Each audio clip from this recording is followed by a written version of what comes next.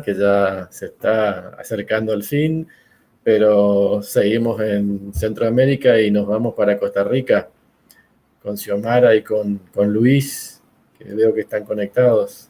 Hola, Hola, todo suyo el espacio. Hola, buena tarde. Hola Luis, Placer. cuando quieran. ok, yo voy a compartir la cámara.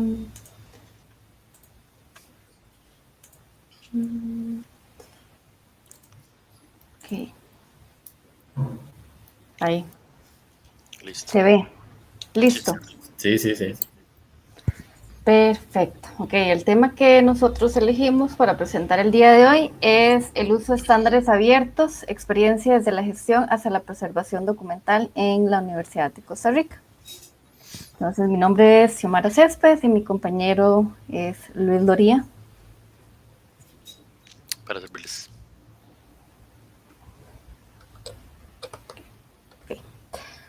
Aquí unos datos de la UCR en números como para que tengamos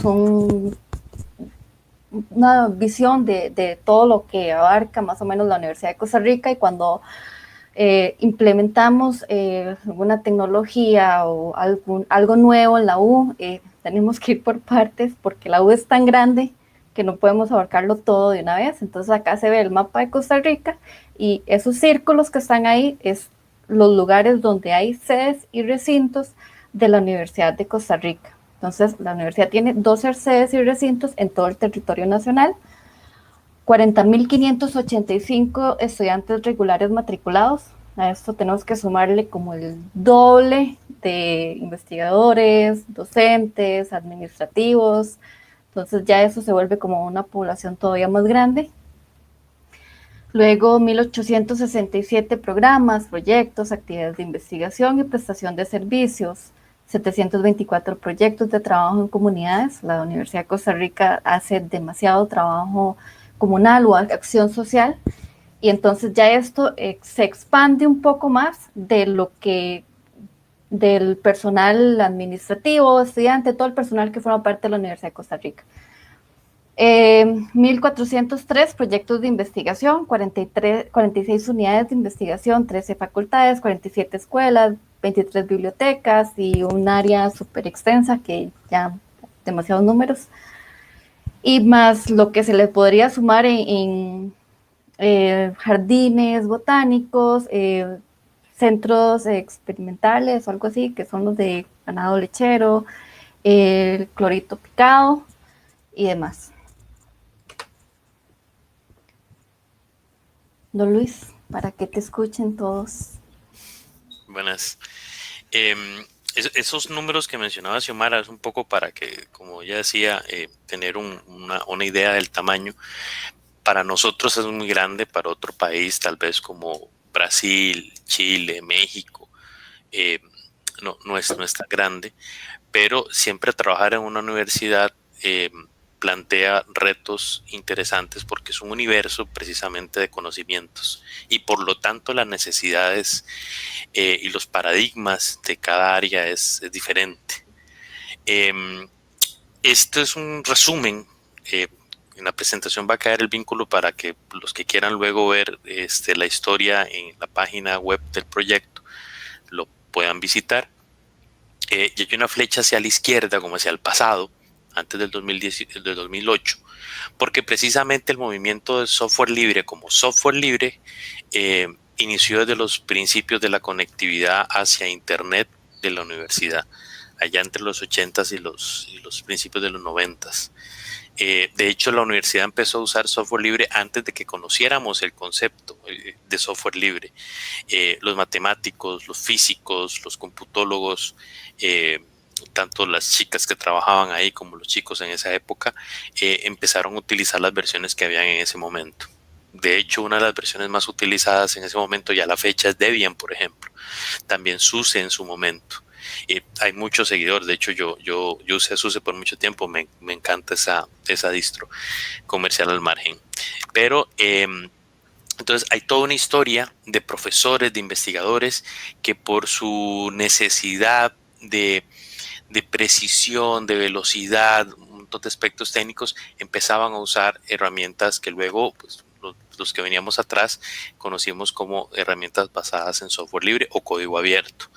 Pero en el 2008 se da una situación muy interesante a partir de políticas en el Estado costarricense, el cual estaban tratando de evaluar en el gobierno de Laura Chinchilla y antes del gobierno de Laura Chinchilla, una expresidenta, si se podía usar software libre o no en el Estado. La Universidad de Costa Rica, por un asunto constitucional, es involucrado en el análisis de ciertos proyectos o de la mayoría de los proyectos. En ese momento llega la consulta a la Universidad de Costa Rica que qué piensan sobre el proyecto. En esa época, estamos hablando entre el 2006 más o menos, 2007, ya existía una comunidad como comunidad de software libre y nos convocan en ese momento a analizar el proyecto, lo cual nosotros dimos un análisis. La idea era una idea muy bonita, pero la puesta en la práctica por los políticos, como suele pasar en Latinoamérica, también comentario al margen, a veces no están bien cimentados. Entonces hicimos unas sugerencias y en ese momento nuestro consejo universitario vio, porque pasa por ahí, vio el proyecto, vio las sugerencias y se interesó. De ahí que solicitó en el 2008 una estrategia para que la universidad ya formalizara el uso, la adopción, donde se pudiera y hasta donde se pudiera, de software libre, código abierto y formatos abiertos. Ya para el 2011, solo puse esos tres hitos para no hacer la historia muy larga. En el 2011 ya se declara, ya presentamos la estrategia y los planes, ¿verdad? En el 2011 se declara de interés el uso, divulgación, adopción, mejora de las herramientas de software libre, pero sobre todo se hace mucho énfasis en el uso. Ahí fuimos, y lo hablo porque yo estuve ahí, me tocó en ese momento, hace algunos añillos, trabajar en la propuesta y se propuso muy fuertemente adoptar las herramientas como tal, pero también impulsar los formatos abiertos, en este caso el formato documental abierto. Ya desde ese momento veíamos el tema de la gestión documental, que es algo que tocamos en la presentación, como una necesidad estratégica para la universidad. Me gustó mucho la propuesta y la exposición del señor cubano, donde hablaba del término de soberanía tecnológica. Precisamente uno de los conceptos que nosotros empezamos a impulsar en ese momento, hace ya unos 9 años, fue poner por escrito el concepto de soberanía tecnológica. Ya se inició el proceso. En el 2014 se hace una directriz muy fuerte, muy contundente desde Rectoría de una directriz para la puesta en marcha del uso. En ese impasse entre el 2011 y 2014 que se da esa declaratoria, se empiezan a preparar algunos proyectos, se empiezan a fortalecer algunos presupuestos, pero no había un equipo. A partir del 2014 se genera un equipo ya formalizado en la universidad para impulsar el uso de software libre y formatos abiertos en todo lo que se pueda, ¿verdad? Bajo la sombrilla, como les hablaba al por inicio de mi intervención, de que la universidad es un universo de conocimiento de necesidades y en algunas áreas podemos empujar mucho y en otras podemos empujar menos, ¿verdad? Pero el tema es que todo sea interoperable y para esto ocupamos los formatos abiertos. Xiomara, por favor. Ok, un poco de historia. Agregando lo que acaba de mencionar Luis, en la Gaceta Universitaria, con fecha del 11 de noviembre del 2011, se declara, se acuerda lo siguiente: declarar de interés institucional. Bueno, entre muchos acuerdos que hay, están estos dos que hacen relevancia a lo que es el uso del formato abierto. Declarar de interés institucional el uso de los conjuntos de programas para ofimática llamados OpenOffice.org y LibreOffice, sin que esto vaya en detrimento de la libertad de seleccionar cualquier otro conjunto de aplicaciones que apoyen de forma nativa el formato abierto ODF y se encuentren desarrolladas bajo licencias libres. Adoptar a escala institucional el formato documento abierto ODF para la creación de almacenamiento y uso e intercambio de archivos de ofimática en la universidad y el formato documento portátil estándar PDF para el intercambio de archivos fuera de la universidad. Si bien es cierto, menciona ahí a OpenOffice, que ya está muy dejado de lado. También hay que ver como la fecha en la que salió esta gaceta. Acá abajo se ve como la referencia también por si quisieran ver más sobre todo lo que engloba esta directriz o este pronunciamiento de la rectoría, o bueno, del Consejo Universitario en este caso, sobre la implementación de software libre y formatos abiertos en la Universidad de Costa Rica. ¿Algo que agregar, Luis? No, tal vez que precisamente en el tiempo se ha ido modificando la herramienta de ofimática de acuerdo a las necesidades. Ahora se usa LibreOffice, ¿verdad? Pero la universidad incluso ha invertido en rediseñar complementos específicos para la necesidad costarricense, específicamente universitaria, como primera instancia, pero impacta la realidad nacional, de ofimática. Tenemos un tema de firma digital que más adelante vamos a tocar, en el cual se hizo un esfuerzo, fue el último. El primero fue hacer un instalador cuando OpenOffice todavía no sé si se acuerdan los más viejitos y viejitas por aquí, que teníamos que instalar el OpenOffice y añadir ciertos complementos que eran como básicos, qué sé yo, sinónimos, ortografía, algunos más. Entonces se hizo un instalador que ya traía el OpenOffice y traía los complementos básicos para que fuese muy fácil para el usuario. Luego con LibreOffice se modificó un poquito, pero ya después LibreOffice en sus nuevas versiones ya vino a incorporar todos estos complementos básicos, entonces ya ese componente no fue necesario, pero es la evolución normal en el ambiente tecnológico, ¿verdad? Ok, acá vamos a mostrar un video de, bueno, algo que hicieron los compañeros del Centro de Informática y por qué es importante el uso de formatos abiertos. A ver si lo abro en otra ventana para que no se me pierda la presentación.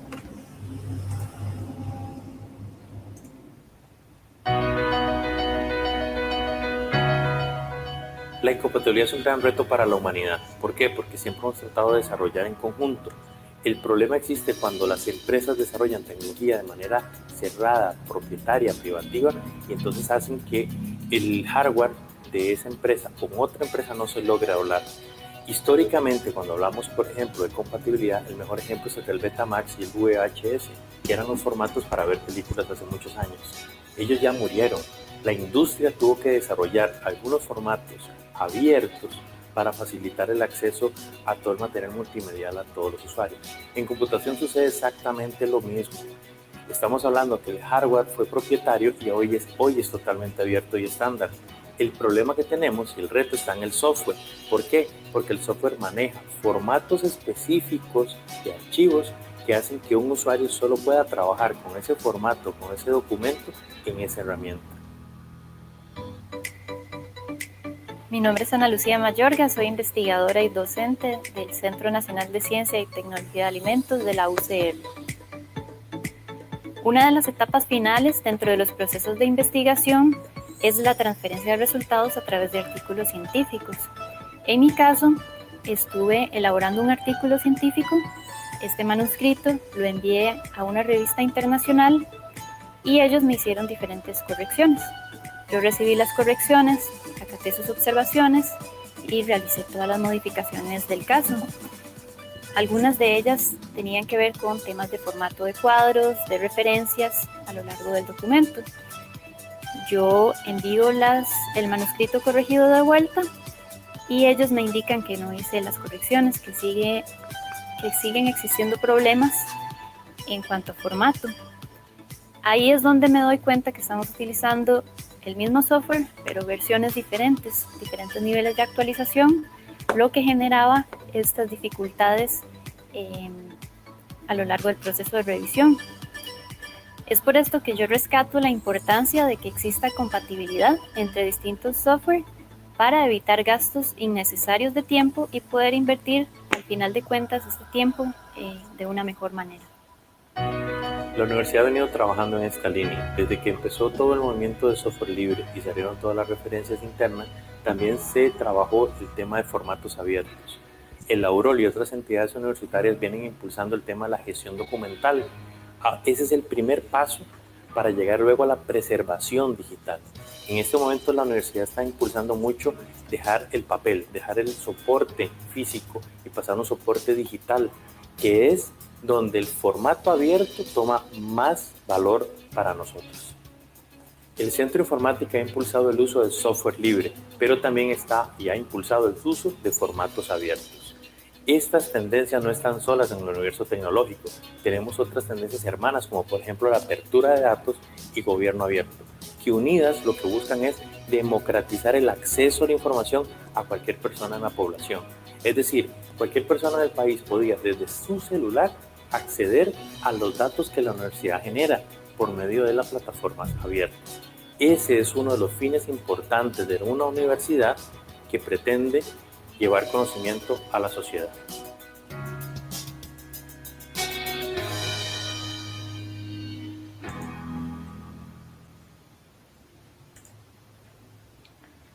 Ok, ahí vimos un poco la experiencia de una muchacha contándonos lo del uso o los inconvenientes que ha tenido trabajando en una misma herramienta y diferentes versiones cuando es un formato cerrado completamente y así como le pasa a ella, le puede pasar a muchísimas personas. Y también volvemos a darles ahí como una explicación de lo del formatos abiertos y todo el impulso que se ha hecho en la Universidad de Costa Rica. Razones para usar formatos abiertos en la Universidad de Costa Rica. Entre las muchas razones que hay, está la relación que existe en el uso del software libre y los formatos de archivos abiertos, cuyas especificaciones están disponibles para ser implementadas en cualquier aplicación. Entonces ya era un poco lo que se mencionaba tanto en el video como anteriormente Luis, sobre cómo podemos estar utilizando diferentes herramientas, pero mientras el formato sea el mismo, no va a haber ningún problema. Eso es para asegurar la disponibilidad de las aplicaciones alternativas capaces de utilizar este formato. Otra razón que diga, es el uso de ODF. El uso de ODF permite garantizar la seguridad, persistencia y acceso a la información por parte de la Universidad de Costa Rica, independientemente de las aplicaciones que se utilicen. Si bien es cierto, las herramientas tecnológicas para utilización, para la creación de documentos han existido desde hace mucho tiempo.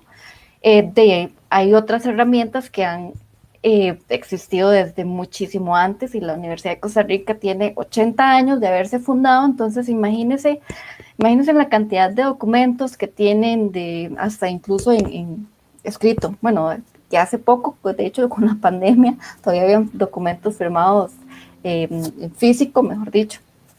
Y imagínense también cuántos documentos deben haber en físico y que se han perdido o que los deben cuidar muchísimo porque ya es como historia de cosas que se han hecho. Entonces, también existen documentos en formatos que no se pueden abrir. Creo que WordPerfect o algo así, que no hay ninguna herramienta que permita abrir documentos generados en esa herramienta. Don Luis. Sí, aunado a esto que mencionaba Sio, en realidad también hay un tema cuando uno habla de la gestión documental y la preservación digital, que es algo en que todas las organizaciones tenemos que entrar sí o sí en este siglo. Hay un tema ahí, gracias por devolverlo, porque es este tema, el de la persistencia. ¿A qué nos referimos nosotros con persistencia? Persistencia en nuestro caso tiene que ver con una serie de valores adicionales, por ejemplo, el que la información no haya sido modificada adrede, con malas intenciones, por ejemplo. Y para eso se ocupa entonces tener un formato que sea que nos permita preservación en el tiempo y que permita la firma digital, lo cual garantiza que no se pueda modificar sin que esa firma sea afectada, pero además que el documento pueda ser utilizado en múltiples plataformas en el tiempo porque es un formato abierto. Entonces es una relación bilateral, la cual definitivamente es algo que no somos los pioneros en el mundo. Muchas universidades y muchas organizaciones en Europa, por ejemplo, algunas en Estados Unidos, están trabajando con formato abierto para esta problemática. Incluso organizaciones como el Vaticano planteó hace más de 5 años el uso de formatos multimediales abiertos para preservar su documentación, precisamente por las bondades que tiene avanzamos, sí, porfa. En nuestro caso, en Costa Rica, tenemos una serie de organizaciones políticas nacionales que definen mucha de la normativa institucional, las líneas de gobierno abierto, la línea de datos abiertos, y el concepto de dato abierto en Costa Rica dice que es un dato disponible en línea. Esto pues hay que irlo trabajando, sin procesar y en formato abierto, neutral e interoperable. Para nosotros esos conceptos son importantísimos al interno de la universidad para ir empujando todas estas dinámicas, irle dando músculo, que permite su uso y reuso, disponible para su descarga en forma completa, sin costos ni requisitos de registro y procesable en computadora. De ahí que el formato abierto, un poco como también mencionaba el compañero cubano que habló antes, el hecho de la soberanía tecnológica te permite entonces tener un formato definido que sea estándar. Pero también, como habló el compañero chileno, tenemos que entender que en una población latinoamericana no todo el mundo tiene los mismos ingresos y por lo tanto tenemos una brecha digital importante, no solo en conectividad, sino en capacidad de procesamiento, en las herramientas que la gente va a tener. De ahí que utilizar formatos abiertos y ojalá con herramientas de software libre, como la experiencia que contaba él, se vuelve valiosísimo para un país que queremos cumplir con los conceptos de gobernabilidad abierta y de acceso a los datos, tanto como gobierno y en nuestro caso como universidad, con más razón, que las investigaciones que tienen repercusión en el agro, en la ciencia, puedan ser accesibles para cualquier persona en el país o incluso fuera. Si quieres, seguimos. Okay. Aquí hay otro video, ¿por qué usar software libre? Y este es como ya un video donde el director del Centro de Informática nos da como una explicación. Bueno, el software libre es como cualquier otra aplicación que usamos todos los días, solamente que cumple con 4 condiciones. La primera es que se puede utilizar libremente para lo que usted necesite. El software cerrado a veces tiene restricciones para usarse en algunas cosas, pero no en todas. Eso no pasa en el software libre. Lo segundo es que usted puede compartir ese software libremente a todas las personas que quiera dárselo, sin necesidad de que ellos tengan que pagar el licenciamiento, como sí sucede en el tema del software cerrado. También puede usted estudiar el código fuente porque está disponible. Y la cuarta cosa es que puede mejorarlo y liberarlo. Entonces mucho del software libre mejora todos los días porque las personas programan nuevas funcionalidades y las liberan. Otros toman esas mismas funcionalidades, las mejoran y las liberan. Así va mejorando. Y se usa todos los días. En realidad, cuando estamos navegando en Internet, por ejemplo, la mayoría de los servidores de Internet, donde están los sitios web y las aplicaciones en línea, están corriendo sobre software que es libre. Lo usamos cuando vamos al cajero y sacamos dinero del banco y nos conectamos a una base de datos que tiene la información de cuánto dinero nos queda disponible o estamos agregando o quitando. Eso normalmente está corriendo sobre servidores que usan software libre. Cuando estamos en un avión sentados viendo el entretenimiento en la pantalla y escogemos una película, etcétera, que queremos ver, ahí también la mayoría de los aviones usan software libre en sus sistemas. Y en general en la vida común y cotidiana, nuestro teléfono Android, digamos, utiliza una parte de software libre y muchas aplicaciones que corren en diversos sistemas operativos usan software libre. Así que es como común y es tan común que ni siquiera nos damos cuenta que estamos utilizándolo todos los días. La Universidad de Costa Rica en el 2011 tomó la determinación de migrar hacia software libre. Hay varias razones, pero una de las más importantes tiene que ver con el tema económico. Básicamente lo que pasaba eran 2 cosas. Uno, que las unidades solicitaban presupuesto para comprar software cerrado que superaba 5 o 6 veces el presupuesto disponible para poderlo cubrir. Y la segunda razón, que es muy importante, es que lográbamos solamente comprar software básico para aplicaciones que utilizan las personas todos los días en su trabajo normal, pero no logramos adquirir software especializado para investigación, para docencia, que les permitiera hacer funcionalidades mucho más avanzadas y sacar mayor provecho a las herramientas. Entonces esa es una de las razones fuertes por las que empezamos a hacer este proceso.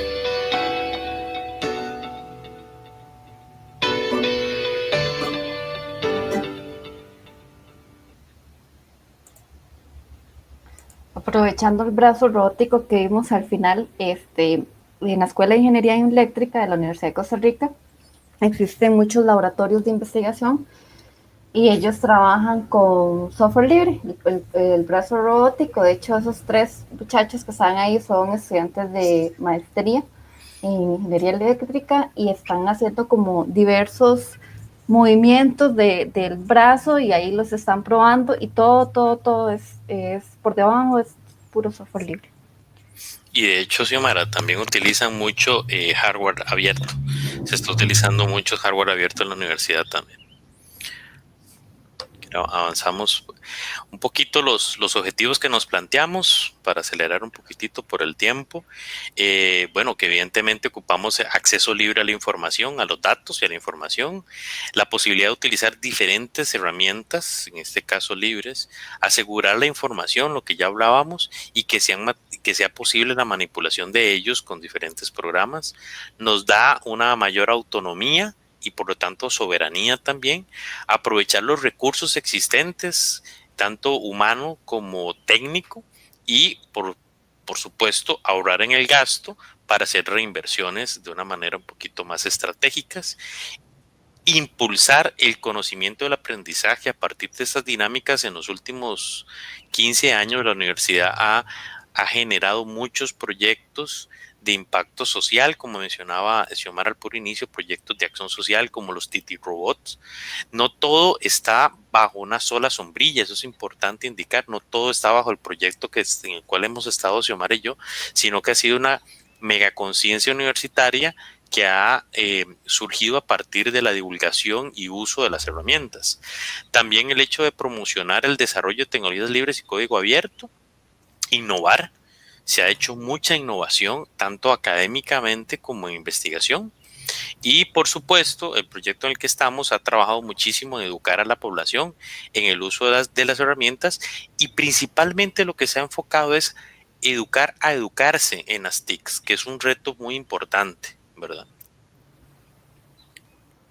Vamos a avanzar, tal vez. Este dato es interesante, vean.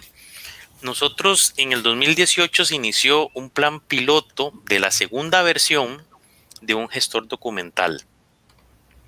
En este caso, el gestor documental está utilizando 2 tipos de emplantillado. La gente del archivo universitario, el AUROL, tiene un proceso para que una unidad académica o administrativa o de investigación se incorpore al gestor documental en línea. Y en ese proceso diseña las plantillas para ad hoc por aquello de algunas unidades que siguen usando Office por sus necesidades propias y su relación con fuera de la universidad, y otras con ODT, ¿verdad? Con el Open Document. Resulta que a la fecha tenemos de las 300 unidades que en promedio que la universidad tiene, ya se han migrado 135. Esas 135 unidades son las unidades que más documentos generan, unidades administrativas, facultades. Hay 74 que antes de que termine el año van a estar ya totalmente migradas, incluso creo que van a llegar como 85 nuevas. Pero a la fecha, ese dato fue corroborado el día de ayer incluso, se han tramitado documentos efectivos, no en proceso. Hay algunos que están en proceso que duran, qué sé yo, trabajándose un informe un mes, ¿verdad? Pero a la fecha se han tramitado 134,000 documentos, de los cuales más del 65% son documentos en ODT. Entonces, ahí podemos ver un impacto importante para nosotros. Primero, en el proceso de migración nos habla mucho. Y segundo, nos habla de el impacto de la integración y la interoperabilidad entre plataformas. Porque estamos hablando que nosotros tenemos la plataforma de LibreOffice en las máquinas, pero el sistema es un sistema en línea que la gente de desarrollo de sistemas de la universidad lo hizo en .NET. Y sin embargo, las plantillas las trabajan y las incorporan. Y los documentos, cuando son firmados por un asunto nacional, se están firmando en PDF, es decir, el ODT se genera luego en PDF y se firma en línea con el estándar internacional que la universidad, que el país optó, ¿verdad? Claro, nos queda tarea, no nos damos por contentos. Yo quisiera que ese 35% se disminuyera a un 0%, pero hay una realidad universitaria de interoperabilidad que tenemos que manejar, ¿verdad? Xiomara, ¿algún comentario? No, ya lo tenía, pero ya se lo abarcó. Entonces, perdón. Tal vez avanzamos con lo de firma, que es el siguiente slide, me parece. Este lo pusimos simplemente para mostrar el proyecto de firma digital está desarrollado todo en una programación, en un ambiente abierto, sistema operativo, lenguaje de programación, es un web service que la universidad monta a lo interno, que se conecta con nuestra entidad certificadora nacional, que es el Banco Central de Costa Rica. Y esta gráfica muestra cómo la tendencia de la utilización de herramientas en línea a partir del pico de la pandemia en Costa Rica ha disparado las firmas. Estas firmas son de documentos de este año y documentos finales, ¿verdad? Y que requieren firma digital. No todos en el flujo documental requieren firma digital, pero estos son los que han pasado por ahí y estamos hablando que para agosto andaban en 11.578 documentos, solo ese mes, ¿verdad? Esto pues incide evidentemente que fueron 11.000 documentos que, si seguimos la tendencia, entre el 65 y el 70% fueron generados, trabajados en ofimática libre y en formatos abiertos. Tal vez para terminar, me parece que venían las conclusiones. Ahí está. Ok, entre las conclusiones está proyecto de actualización de complemento LibreOffice para firma digital avanzado, que eso es algo en lo que los compañeros del área de investigación y desarrollo han estado trabajando constantemente y han puesto muchísimo empeño, doy fe, porque es la misma área donde estamos, Luis y yo. Proyecto de firma digital avanzada con la etapa de sello electrónico, proyecto de preservación digital, renovación del proyecto de migración a software libre, código abierto y formatos abiertos. Esto como una especie de educación continua en las TIC y migración de las plataformas TIC, que todavía, a pesar de que se ha hecho muchísimo avance, nos falta bastante. Y la puesta en marcha del convenio UCR y el PEI, que estamos en ese proceso también. Una feliz noticia para nosotros. Sí. Ahí tal vez para comentarles que con el complemento de LibreOffice metimos varios goles adicionales la última vez que lo modificamos, y es que se puede firmar el documento, pero también se puede licenciar el documento con algún tipo de licencia Creative Commons. En Costa Rica es legal la licencia Creative Commons, y entonces cuando usted trabaja en el LibreOffice con ese complemento instalado, usted puede optar por cuál licencia y le pone la imagencita donde usted lo defina dentro del documento. Y lo de sello electrónico, para aclarar ahí por un tema regional, es lo que en muchos lugares también llaman el sello blanco o la firma institucional. Es decir, por ejemplo, a lo que queremos llegar en este momento es 0 filas. Que el estudiante, el administrativo, el investigador, cuando pide una constancia o pide un documento oficial universitario, sea firmado en tiempo real por esta firma institucional, que por lo tanto disminuye la tramitología y aumenta la velocidad en atención de los usuarios. Esto se está desarrollando en este momento, como les digo, en plataformas totalmente abiertas, ¿verdad? Y eso sería todo. Ahí quedan nuestros correos por cualquier, no sé, contacto que quieran tener con nosotros. Cualquier ayuda, sí, exacto, cualquier ayuda es bienvenida, tenemos mucho que hacer todavía, muchas gracias. Gracias a ustedes. Me parece importante destacar lo que tiene que ver con la decisión institucional de apoyar o de financiar el desarrollo de complementos relacionados estrictamente con el software libre. Eso es algo que creo que hay que hacer siempre hincapié, ¿no? Que por ahí no se toma en cuenta o todo el mundo piensa que, digamos,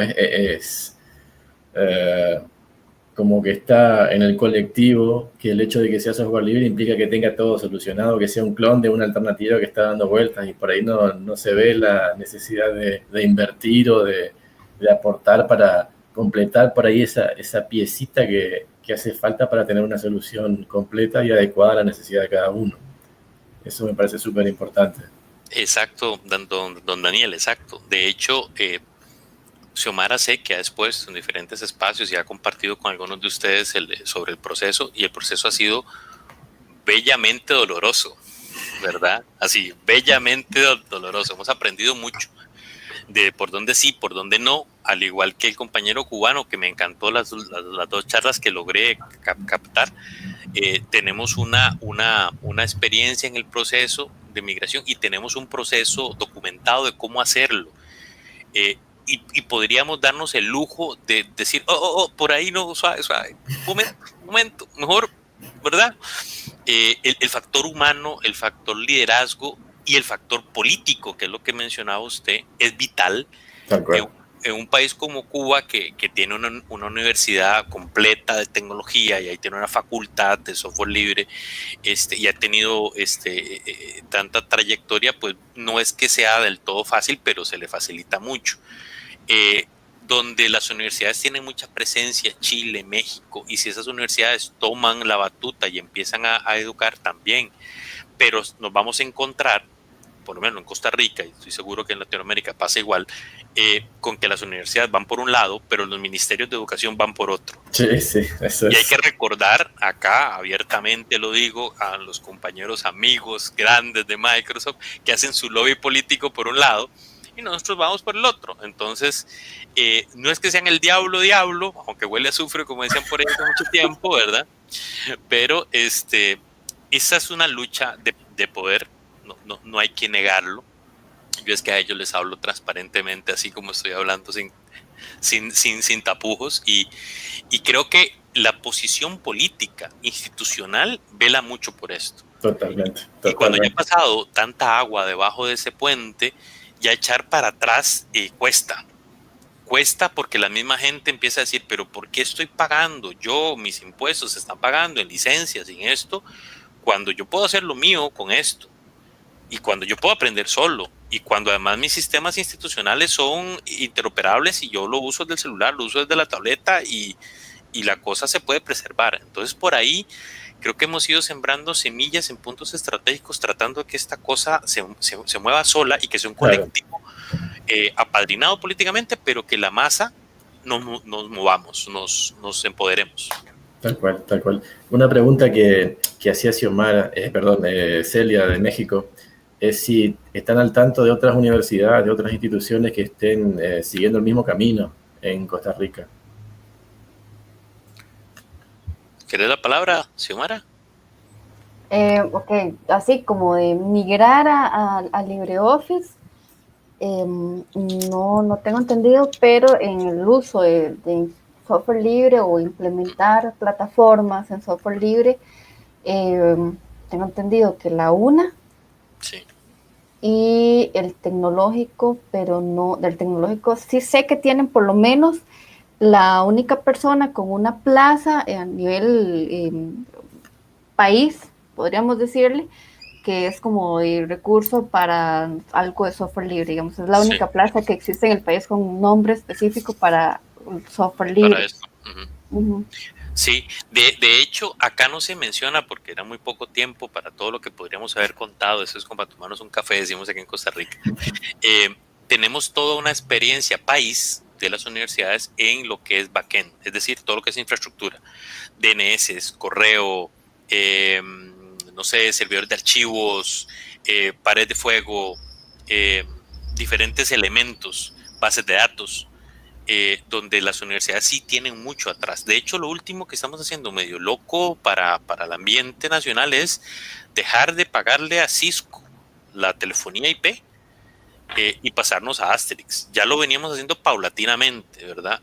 Para nosotros es un reto porque estamos hablando que son más o menos 10.000 extensiones y además en el contexto pandemia, 10.000 extensiones con softphone, ¿verdad? Claro. Entonces representa un reto porque además es una plataforma vital, ni siquiera es estratégica, es vital.